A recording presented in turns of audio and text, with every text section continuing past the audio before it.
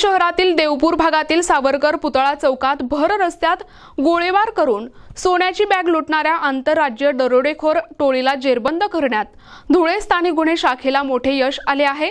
कोणताही ठोस पुरावा हाती नसताना केवळ सीसीटीव्ही फुटेजच्या आधारे पोलिसांनी आरोपींचा माग काढत थेट उत्तर प्रदेशातून दोघांना अटक केली आहे। त्यांच्याकडून तब्बल 24,51,000 रुपये किमतीचे सोन्याचे दागिने, गुन्ह्यात वापरलेली एक कार आणि गावठी पिस्टल जप्त करण्यात आली आहे। गेल्या 23 जुलै रोजी रात्री सराफा व्यावसायिक विनय जैन बसमधून उतरताच मोटारसायकलवरून आलेल्या 3 अज्ञात आरोपींनी त्यांच्यावर गोळीबार करत 3.5 किलो सोन्याच्या दागिन्यांची बॅग हिसकावून नेली होती। या थरारक घटनेमुळे संपूर्ण शहरात एकच खळबळ उडाली होती। या घटनेनंतर स्थानिक गुन्हे शाखेचे पोलीस निरीक्षक श्रीराम पवार आणि त्यांच्या पथकाने तात्काळ तपास सुरू केला। तपासात आरोपी मूळचे उत्तर प्रदेश येथील असून ते मुंबईत टॅक्सी चालवत असल्याची माहिती पोलिसांना मिळाली। पोलीस त्यांच्या मागावर असतानाच हे आरोपी उत्तर प्रदेशातील प्रतापगड या ठिकाणी एका दुसऱ्या गुन्ह्यात कारागृहात असल्याची माहिती पोलिसांना मिळाली। त्यानंतर कायदेशीर प्रक्रिया पूर्ण करून मोहम्मद शहरयार खान आणि दिलशान शेख या दोघांना धुळ्यात आणण्यात आले। पोलिसांच्या कसून चौकशीत त्यांनी धुळ्यातील गुन्ह्याची कबुली दिली। या टोळीतील इतर आरोपींचा शोध पोलीस घेत आहेत, अशी माहिती पोलीस निरीक्षक श्रीराम पवार यांनी दिली।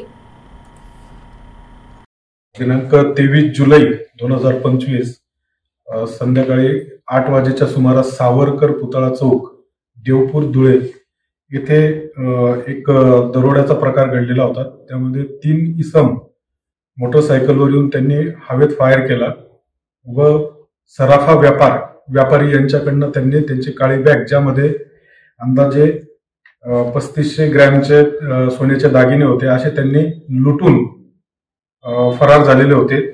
त्या अनुषंगाने देवपूर पोलीस स्टेशन येथे गुन्हा दाखल होता। गुन्ह्याचा तपास करून आरोपी आणि मुद्देमाल रिकव्हर करण्याबाबत माननीय पोलीस अधीक्षक धुळे श्रीकांतजी देवरे व अपर पोलीस अधीक्षक अजय देवरे यांनी तात्काळ पथक तयार करून आणि आरोपी अटक करण्याबाबत सूचना दिल्या होत्या। त्या अनुषंगाने स्थानिक गुन्हे शाखा नेमणुकीचे पोलीस उपनिरीक्षक चेतन मुंडे, राहुल सानप, आरिफ पठाण, पवन गवळी, देवेंद्र ठाकूर, मयूर पाटील आणि त्याचप्रमाणे कागदोपत्री कामकाजासाठी सतीश जाधव यांचे पथक तयार करून आरोपींचा शोध घेण्यात आम्ही त्यांना रवाना केले।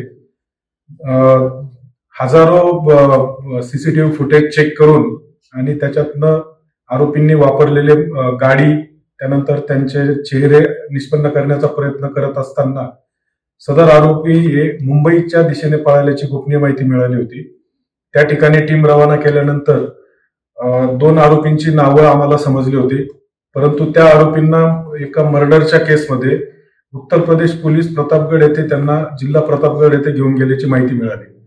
त्यानंतर न्यायालयीन प्रक्रिया पूर्ण करून सदर 2 आरोपी नामे मोहम्मद शहरयार मोहम्मद इब्रार व दिलशान इम्रान शेख या दोघांना तपासकामी धुळे येथे आणल्यानंतर त्यांना विश्वासात घेऊन त्यांना सर्व टेक्निकल एव्हिडन्स दाखवून आणि त्यांच्याकडनं आम्ही जो आतापर्यंत 262.8 ग्रॅम सोन्याचे दागिने, त्याची बाजार मूल्य आहे 24.5 लाख रुपये, असे आतापर्यंत त्यांच्याकडनं रिकव्हरी केलेली आहे। त्याचप्रमाणे त्यांनी गुन्ह्यामध्ये वापरलेले पिस्टल व गुन्ह्यात वापरलेले 4 व्हीलर हे सुद्धा त्यांच्याकडनं आम्ही ताब्यात घेतलेले आहे। तसेच अजून त्यांच्याकडे त्यांचे इतर जे साथीदार आहेत, इतर साथीदार व त्यांच्याकडे असलेले इतर दागिने हे रिकव्हर करण्याचे तपास सुरू आहे। NTV news Marathi, Dhule.